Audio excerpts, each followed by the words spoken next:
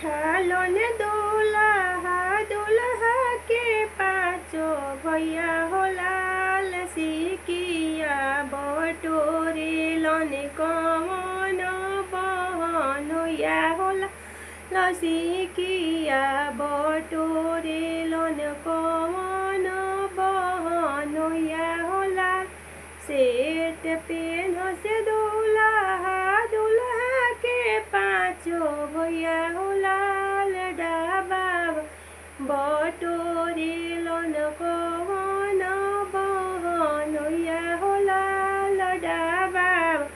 बटोरे लोन कौन बहनोया हो लाल मोजा पेन्ह से दूल्हा दूल्हा के पाँचो भैया हो लाल प्लास्टिकावा बटोरे लोन कौन बहनोया हो लाल डाबावा बटोरे लोन कौन बहनोया हो लाल